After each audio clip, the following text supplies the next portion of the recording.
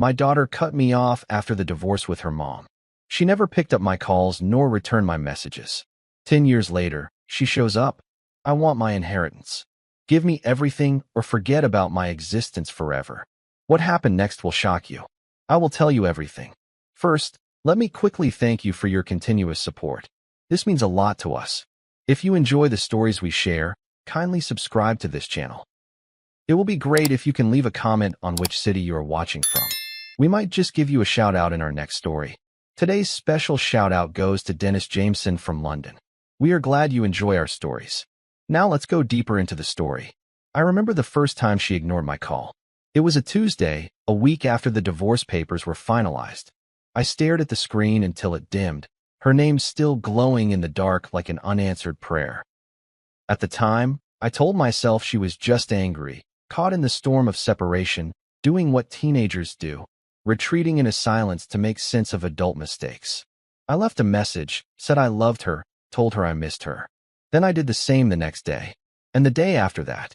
Weeks blurred into months, months into years, until the ringtone I once knew by heart felt foreign in my ears. Still, I called. Birthdays, holidays, random Tuesdays. I reached out not because I thought she'd answer, but because the act itself kept me tethered to the hope that one day, she'd remember I was her father. The silence that followed wasn't empty. It was sharp, almost surgical. Every time she didn't answer, it cut a little deeper into whatever faith I had left in being a father to her. It wasn't just the absence of her voice that haunted me. It was the intentional void she left behind. Like I'd been erased, deliberately and without hesitation. Her mother made sure of that. I know how that woman operates, subtle digs, sideways looks, twisting facts until up is down and wrong feels like justice. I'd seen it happen during our marriage, felt it during the court proceedings, but nothing prepared me for how effective she'd be at turning my daughter against me. The last thing she said in court was, "You'll be lucky if she ever calls you dad again." And she was right. Not because I wasn't a good father, but because bitterness has a longer shelf life than love when you feed it every day. I kept the same number for a decade, not out of laziness, but out of hope. Every year I paid the bill, not because I needed the line, I had a separate one for work, but because that number was the last thread that connected me to her. I didn't date for the first few years after the divorce. My friends said I should move on, start fresh, but I was stuck in a loop of guilt and what-ifs. What if I fought harder? What if I'd left sooner? What if I'd seen how much damage her mother was doing to both of us before it was too late? My nights were filled with silent rewatches of home videos, with the sound turned low and the memory of her laughter ringing louder than anything on screen. That little girl with scraped knees and wild curls, who once called me her hero, was gone, and I wasn't sure if I'd failed her, or if she'd just stopped looking for me. Things didn't begin to shift until year 6. That was the year I met Janelle. She worked at the community center where I volunteered on weekends, part habit, part punishment, trying to feel useful in a world where I no longer had the title dad on my resume. Janelle was kind in the quiet way that doesn't need a spotlight. She never asked why I looked like a man who carried ghosts in his pockets. She just offered warmth without the expectation of explanation. Being with her didn't erase my daughter's absence, but it gave me space to exist outside of that grief. For the first time in years, I laughed without guilt. I cooked for someone other than myself. I slept through the night without imagining a phone call that never came. Janelle didn't replace anyone. She just reminded me I still had parts of me worth saving. 2 years later, we married in a small backyard ceremony, with just a few friends and her daughter, Maya, standing beside us. Maya was 15 when I met her. Guarded, wary. She didn't trust easily, and I didn't blame her. But over time, she let me in, not because I tried to be her father, but because I didn't. I was just there, present, consistent. She once told me, "You're the first man who never walked away from me." And I nearly broke down right there in the kitchen. Her words were a balm and a blade. Because no matter how much I loved this new family, there was still that ache. That empty chair, that missing piece I kept pretending didn't matter anymore. But it did. Even if I had stopped waiting for my daughter, I hadn't fully let her go. That moment came unexpectedly, an evening last fall, while cleaning out the garage. I found a dusty box marked for her. Inside were birthday cards never mailed, a photo album from our last trip to Yosemite, and a letter I wrote the night before the divorce was finalized. I read every page, every line filled with hope and apology, and when I reached the end, I sat there in the fading light and whispered, "I'm done." Not out of anger, not even sorrow, just a quiet release. I put the box in the attic, not because I needed it gone, but because I no longer needed it close. That was the night I stopped calling. I didn't change my number. I just stopped expecting it to ring. 10 years is a long time to hold your breath. It's long enough to raise another child, fall in love again, rediscover yourself piece by piece. I stopped counting the missed birthdays. I stopped asking why. I accepted that sometimes, even blood doesn't bind. What matters is who shows up, who stays, who chooses you even when they don't have to. I didn't think about her anymore, not in the sharp, aching way I once did. She had become a chapter one had read too many times, and I was finally ready to put the book down. But then she showed up. It happened on a Sunday, the kind of Sunday that doesn't ask anything of you, the kind where the house smells like coffee and bacon, where you pad around in slippers with nowhere to be and no one demanding your attention. Maya had just left for college a few weeks earlier, so the quiet had stretched a bit wider than usual, but Janelle and I were adjusting. We were planning to drive up to the lake later that afternoon. Just us, a thermos of soup, and the last warmth of late September sun. I had just finished washing the breakfast dishes when I heard the knock. It was sharp, deliberate, not the kind of knock you hear from a neighbor needing a favor.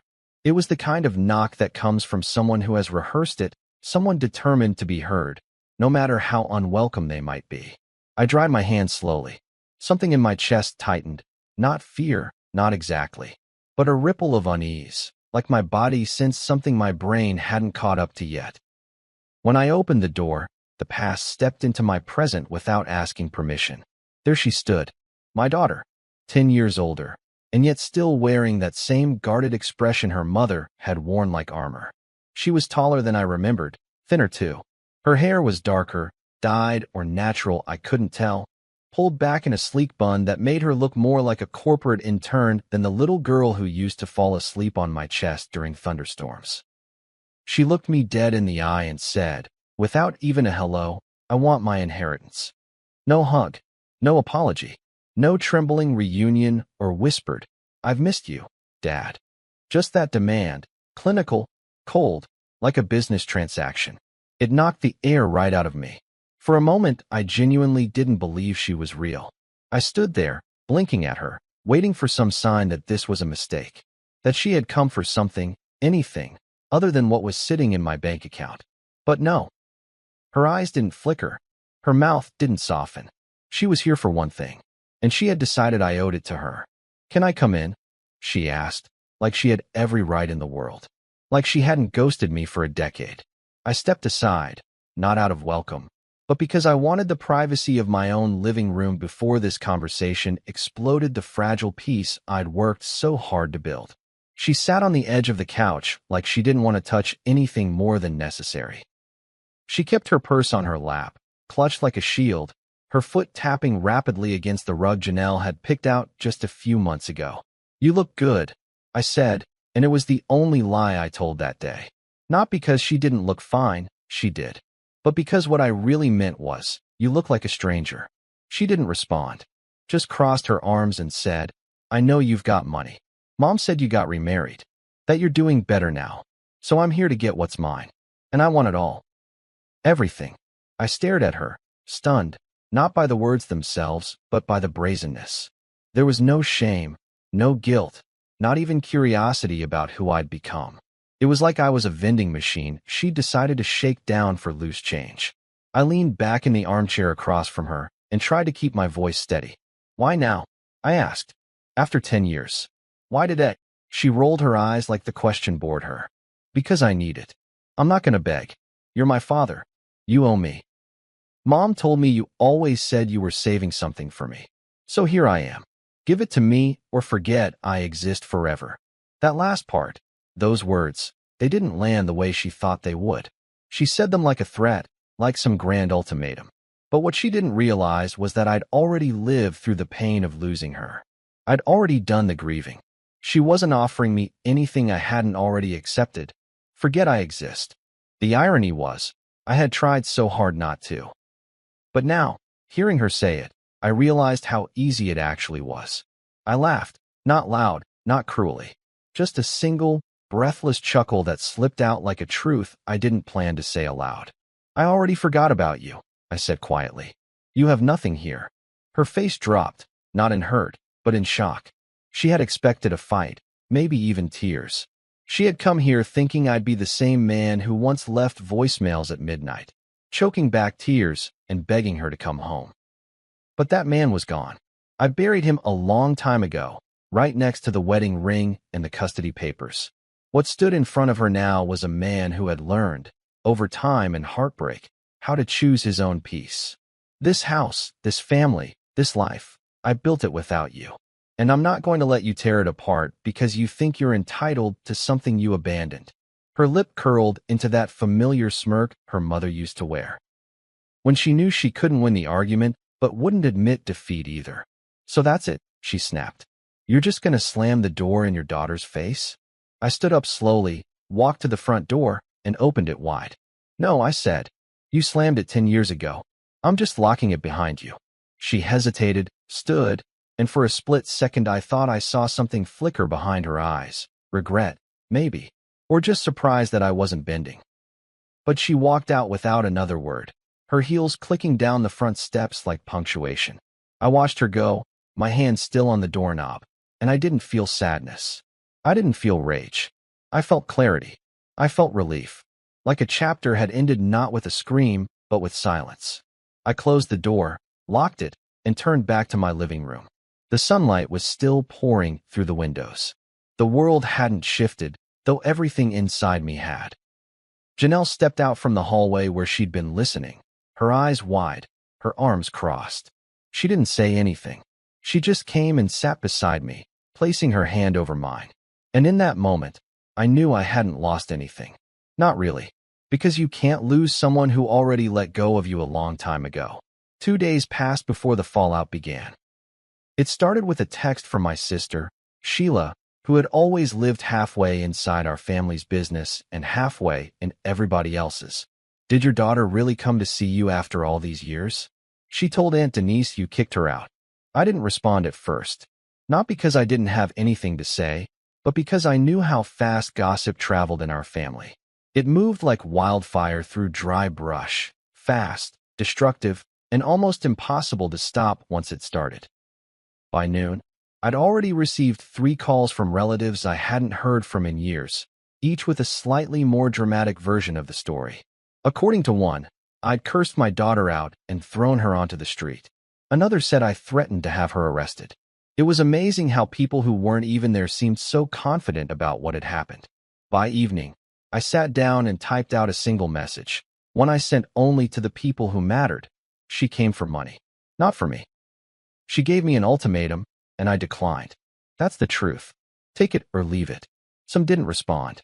Others did, but carefully, trying to tread both sides of a fence they didn't realize no longer existed. But one reply stuck with me.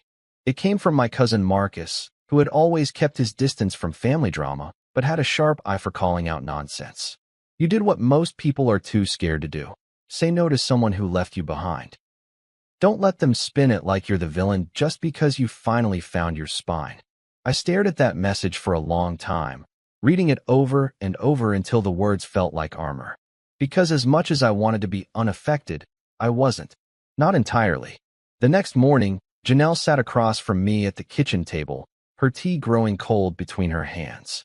She looked at me like she was waiting for permission to ask the question hanging in the air. I finally gave it to her. You can ask, I said, my voice hoarse from a night of tossing thoughts back and forth in my head like a restless tide. Do you regret it? She asked softly. What you said to her? I didn't answer right away. I wanted to. I wanted to say no, absolutely not. That I'd made my peace and didn't know that girl a damn thing. But the truth was murkier than that. I didn't regret what I said. I regretted that I had to say it. That after 10 years of silence, The first real conversation I had with my daughter was one where I had to protect myself instead of embrace her. "No," I said finally, "but it still hurts." That evening, I heard a knock again. This time it was slower, less forceful, almost hesitant. I opened the door expecting a neighbor or a package delivery. But there she was again, my daughter. Only this time, she wasn't dressed like she'd come from a courtroom. She was in jeans and a hoodie, her eyes tired, her posture slumped. "I forgot my charger," she said quietly, pointing to the outlet near the couch where I now noticed a small white cord still plugged in. I stepped aside without speaking, and she brushed past me like a shadow. As she bent down to grab the charger, she glanced around the room like she was trying to memorize it, or maybe just judge it. "You live well," she said flatly. "You've got all this, and you couldn't even give me a piece of it?" I closed the door behind her and leaned against it, staring at the back of her head. "That's not why you're here," I said. She didn't turn around. "You're not here for a charger. You're here because you think if you poke me again, I'll give in." She stood up, turned, and for the first time since she returned, I saw something real flicker across her face. Not anger, not manipulation, something closer to desperation. "I'm drowning," she said. "You have no idea how hard it's been. Mom got sick last year. Couldn't work. Bills piled up. Then she passed away in May. I didn't even know where to bury her. We lost the apartment. I've been couch surfing. And every time I looked at my phone, I thought, why should I call him? He didn't want me." Her words hit harder than I expected. Not because they were true, but because they were twisted truths. Half sentences and missing pieces meant to frame me as absent while omitting the years I spent begging to be let back in. "I wanted you every damn day," I said, my voice sharper than I intended. "I left messages. I sent cards. I never changed my number. You chose not to come back." She shook her head. "Because she told me you didn't want us. That you had a new family and didn't care. That if I ever reached out, you'd make me feel small." I took a breath, fighting the swell of emotion rising in my throat. "And now that she's gone," I said slowly, "you decided to test if that was true." She didn't deny it, just looked away. "You owe me," she whispered after a long pause. "You're my father. Even if we never talk again, you owe me something." I walked past her to the mantel, picked up a picture of Maya and me fishing by the lake last summer. We're both laughing in it, sunburned and muddy and alive. I turned it in my hands before setting it down again. "I owe you the truth," I said. "I owe you honesty. But I don't owe you the life you walked away from. You weren't here for the pain. You weren't here for the rebuilding. You weren't here when I cried on the floor because I thought I failed you. You want to cash in on something you had no part in building." She opened her mouth to argue, but I raised a hand to stop her. "You were my daughter once. That was everything to me. But now? You're just someone who came looking for a payout." She didn't say anything else, just pocketed her charger and walked back to the door. As she opened it, she paused, her back still turned. "If I walk out now," she said quietly, "I'm not coming back." And for the first time, I believed her. But I also knew that I couldn't be held hostage by the fear of losing someone who had already left me once.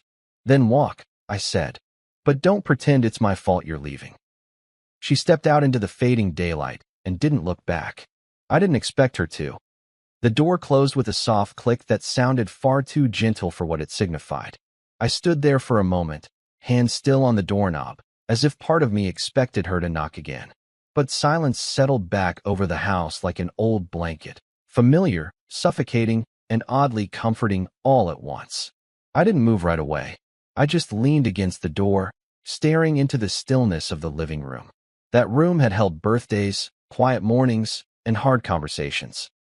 It had seen me become a man who survived the death of a relationship and the slow rebirth of something resembling peace.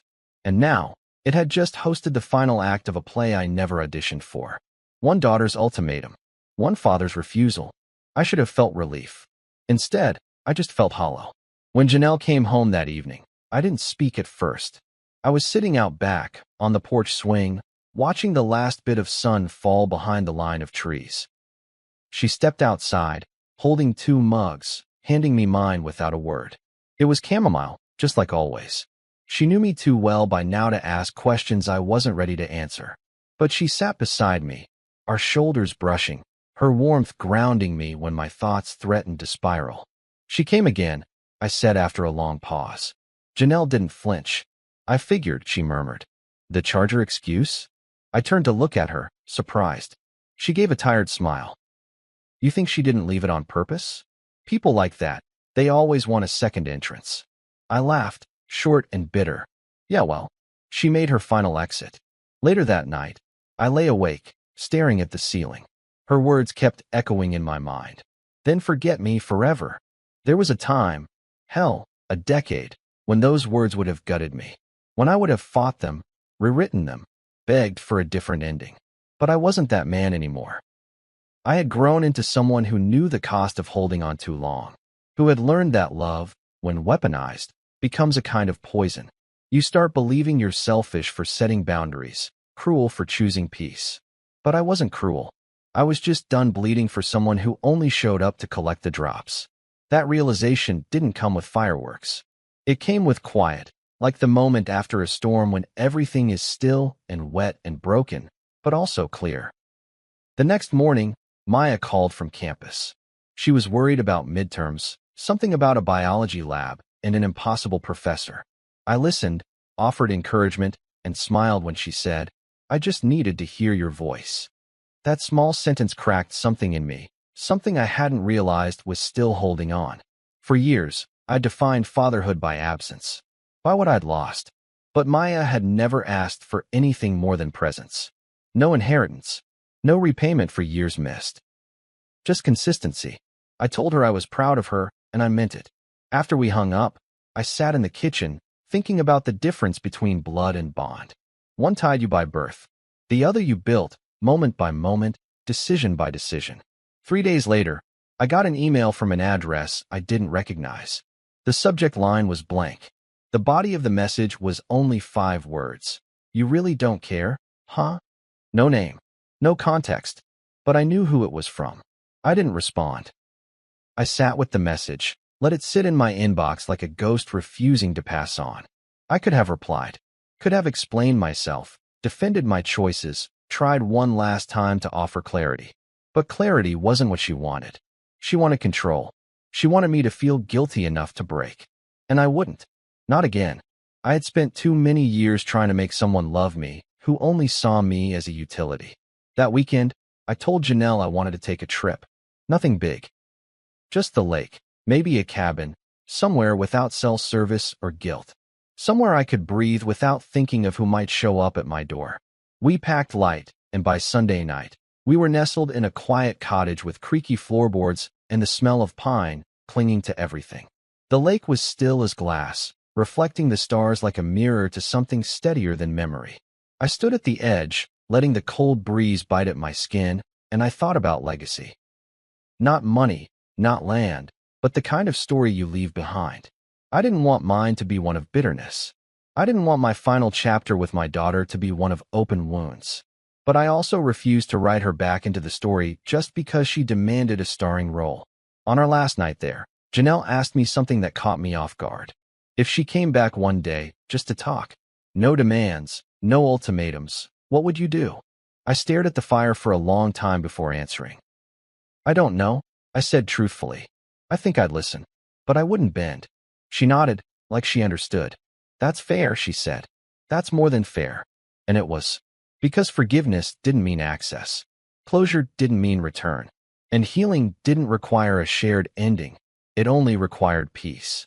The next morning, I deleted the email. When we returned from the lake, everything felt just slightly shifted, like the furniture of my life had been nudged an inch to the left. Nothing dramatic, nothing out of place enough to be jarring, but just different. The house was quiet again, in a way that felt intentional now, not lonely. I unpacked our bags slowly, folding clothes with a care I hadn't bothered with in years.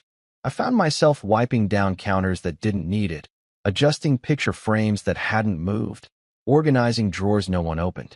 It wasn't anxiety. It was a ritual. One that made me feel like I had control, like I was grounding myself after emotional turbulence. Janelle watched me from the kitchen, arms crossed, her lips curled in that small, knowing smile of hers. She didn't say it out loud, but I could see it in her eyes. You're settling back into yourself. But the outside world didn't allow much settling. By Monday afternoon, my voicemail was full again. Not from work, not from friends, but from extended family members, some of whom I hadn't spoken to since the divorce. One from my aunt. I think you should reconsider. Family's family. Another from an old family friend. She lost her mother, for God's sake. You can't turn your back now. Each message carried the same undertone of moral obligation, the subtle accusation that I was somehow the villain for not throwing open the gates just because she had finally decided to show up. What none of them seemed to understand, what they refused to grasp, was that absence has consequences. You don't get to disappear for a decade and reappear with your hand out, demanding not just money, but access, respect, trust. Those things are earned. They're built over time. They're not awarded retroactively because your biological ties are suddenly convenient. I ignored the calls for 2 days. I needed space to think, to feel the edges of my own convictions, and see if they still held firm under pressure. They did. On the 3rd day, Sheila stopped by unannounced. I opened the door to her standing there with that half-worried, half-judgmental expression she'd perfected over the years. She didn't wait to be invited in. She just walked past me into the living room, dropped her purse on the armrest, and said, "You're really gonna let this be how it ends?" I sighed and shut the door, slower than I needed to. "You're gonna need to be more specific," I said, already exhausted. Sheila sat, crossed her legs, and gave me that look, like she was preparing for a therapy session she hadn't been asked to host. "She's your daughter, and you're not broke. She needs help. You could fix this. You just don't want to." That was the spark. The quiet before had been tolerable, but this was the match on dry leaves. I sat across from her, fists clenched to keep from shouting. "You weren't here," I said, each word deliberate, heavy. "You didn't see what it did to me when she disappeared. You didn't see the nights I sat on that couch, calling and calling, just to hear nothing in return. You didn't see what it took for me to let her go, to stop bleeding myself dry for someone who didn't want me. So don't sit there and tell me what I should want." Sheila blinked, caught off guard by the heat in my voice. For once, she didn't have a ready retort. I leaned forward, quieter now, but no less firm. "This isn't about money. It's about respect. It's about honesty. And if she wants back into my life, she can start by showing me she sees me as more than a wallet." Sheila left not long after, muttering something about family pride and forgiveness, but I barely listened. I was too busy holding onto the clarity that confrontation had gifted me. I wasn't angry. Not really. I was done. That was the part no one seemed to understand. I wasn't caught in the storm anymore. I was standing on dry land, watching everyone else try to drag me back into the rain. But I wouldn't go. I had spent too long getting dry, too long healing. That night, as Janelle and I made dinner together, sautéing vegetables, listening to Maya's voicemail about how she'd aced her lab, I realized something. Peace isn't loud. It doesn't announce itself. It just sits beside you, quietly, and waits for you to notice that nothing is missing. Still, part of me couldn't help but wonder what would happen next. People like my daughter didn't just vanish. There would be another call, another message. She hadn't gotten what she wanted, and something told me she wouldn't let that go easily. I wasn't afraid, but I was prepared. I started gathering paperwork, updating the will, clarifying beneficiaries, documenting everything. It wasn't paranoia. It was protection. I had a family now, one that had been built on trust, not obligation. Janelle, Maya, the life we'd cultivated together, they deserved security. I wouldn't let anyone, not even someone tied to me by blood, jeopardize that. A week later, Maya came home for the weekend. She burst through the door with a bag of laundry, her energy filling every corner of the house like sunlight. We ate together, laughed over stupid college stories, and for a few hours, the past didn't exist.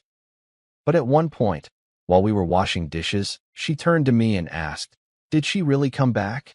I hesitated. "Yeah," I said. "Twice." Maya nodded, drying a plate. "What did she want?" I stared at the soapy water, choosing my words carefully. She wanted something I couldn't give her, something she hadn't earned. Maya didn't press.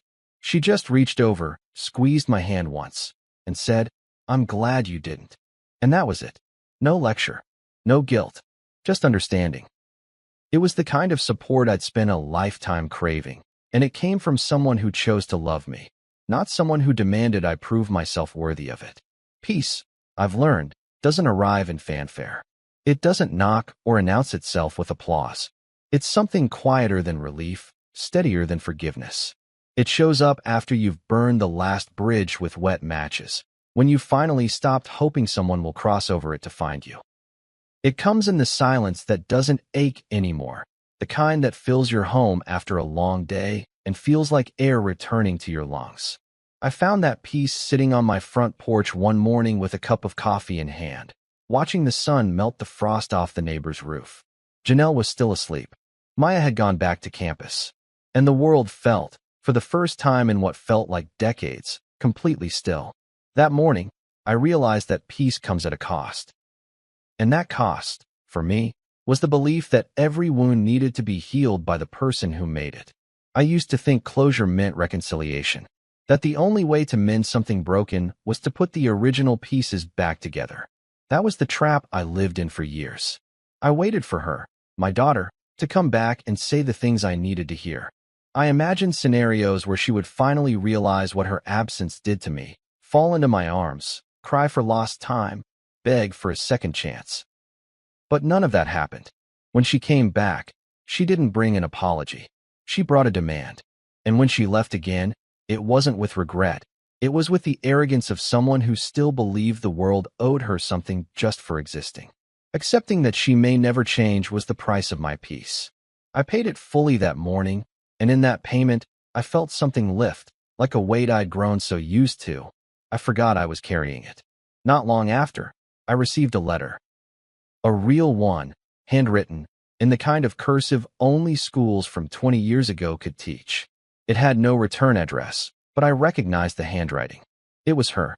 Inside were 3 pages, front and back. She wrote about her mother's death, about how the illness had come suddenly and then slowly, like a thief that first shows you his face before robbing you blind. She detailed how alone she'd felt, how much pressure she was under, how tired she had been of pretending to be strong.